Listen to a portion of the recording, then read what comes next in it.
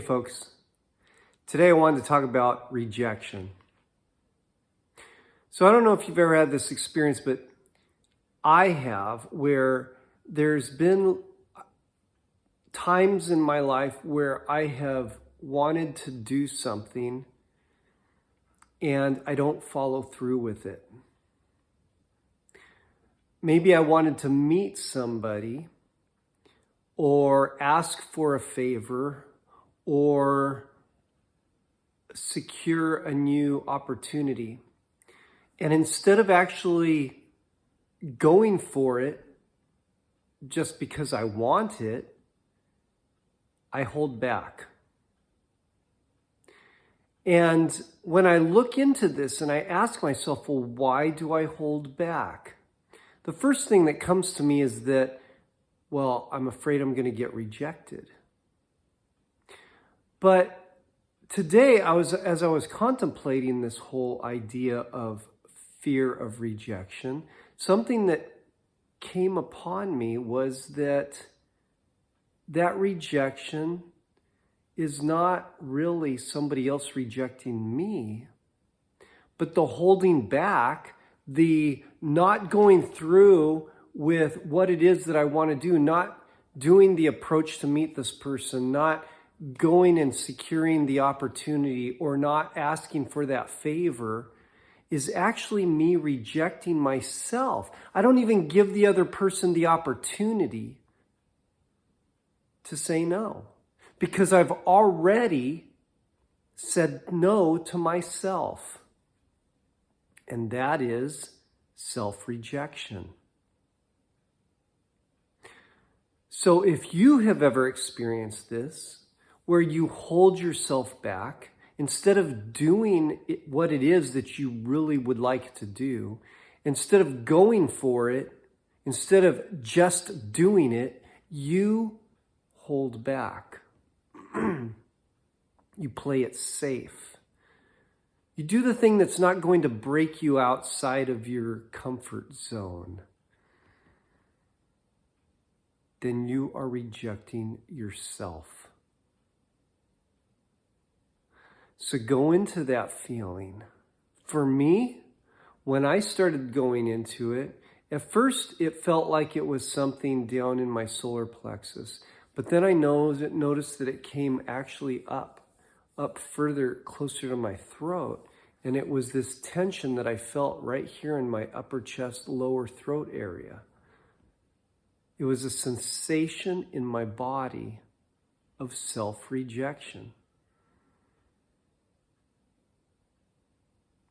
Now, I was listening to somebody speak on the topic of trauma, especially childhood trauma, basically making the case that there is nobody who has not experienced trauma on this planet. And one of the things that he mentioned, well, first of all, and I've talked about this in the past, is that childbirth itself is traumatic. For a child to be in a nice warm place in the womb and then just be ejected out of the vagina into the cold world and having cold air just embracing him instead of the warmth that he was so used to, that in itself is a shock. It's a trauma. But beyond that, there is another very common trauma that practically every child experiences, that this author was talking about. And that is that as the child gets beyond gets weaned, gets beyond the years of where he or she needs to nurse, the mother begins to do a little bit of detachment.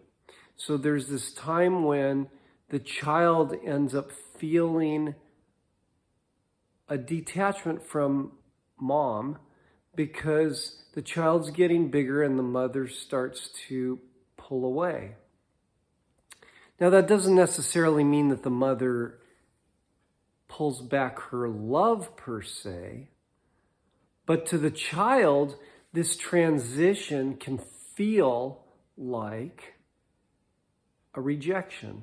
It can feel like an abandonment. Especially if you are a sibling. Let's say that you're an older sibling to a younger child in your family. And I distinctly recall a time in my life when I felt my mother pulling away from me, felt her pulling back. And it was when she was paying attention to my little brother, who's 3 years younger than I am. And of course, when a new baby lands in a mother's lap, the first thing she wants to do is coddle it and give it all of her attention. So all the attention that I had, being the oldest child, was now split between me and my younger brother. But more than that, because he's younger and obviously he's a lot cuter, right?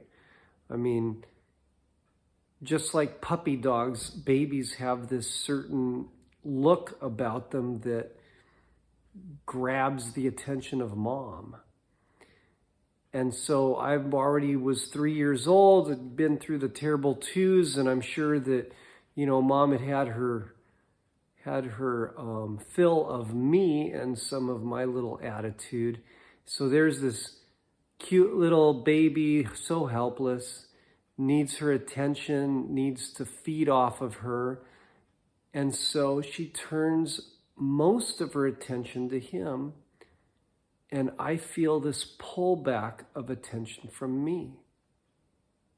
And I think this is a big part of sibling rivalry. But beyond that, it is a trauma. It is something that a lot of us experience, whether there's a sibling in the mix or not. It depends on how consistent the parent's love shown toward the child continues. And so in my case, there was a distinct change once my brother was born. And I could feel it. And it felt like I was losing my mother's love. That contributed heavily to some of the responses that I had later in life to people around me. Because it felt like a rejection. It felt like an abandonment. And as a result, I felt like abandoning myself. I internalized that feeling of abandonment. And it wasn't really, if you were to talk to my mom, she would in no way say that she was ever abandoning or rejecting her firstborn son. But the way I interpreted her actions was exactly that. So, for me, it was very traumatic. For her, it was, I'm just trying to juggle life the best that I can.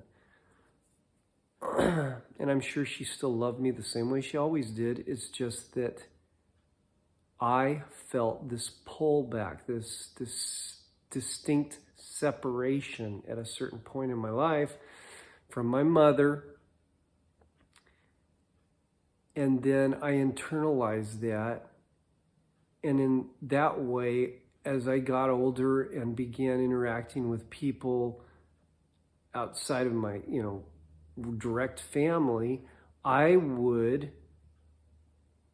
feel like a concern, a fear of rejection. And so that manifested itself in a feeling, this feeling of rejection. So it's like there's this overarching feeling of rejection that a lot of times I think we interpret as a fear of rejection, but I think it's that we're actually feeling the rejection itself because we are rejecting ourselves in advance of any opportunity that anybody else would have to do that. So, this is a key point for doing a release. This is where it pays to go in and feel that feeling, notice that feeling of rejection, and actually ask yourself, where does this come from? how far back in my childhood does this go? What was the trigger for it when I was a kid that actually caused me to feel this way? And can I let it go? Now, I think the most important thing is to find out if you can actually let go of this feeling. Knowing exactly where it happened in your history is secondary or maybe not even that important. The main thing is knowing that you are rejecting yourself, realizing that, feeling it in the body, going into the sensation in the body and asking yourself, can I say yes to this feeling of rejection? Can I let it go? Can I let go of this self-rejection? Can I just release it and let go of this feeling of self-rejection? So try that. Look within yourself, feel the sensation. Think of a time when you actually experienced rejection, or think of a time when you were afraid of rejection, and then really look at it and ask yourself, was I rejecting myself? In advance of any opportunity for anyone else to reject me, was this fear actually me rejecting myself in advance? And then notice where you feel it in the body. And ask yourself, can I let go of this self-rejection? Can I let it go a little more? And a little more? And even more? And then keep doing this release until you feel peace where you felt tension in that upper chest, all the way down, maybe even into your gut. That's all I have for you today. Ciao.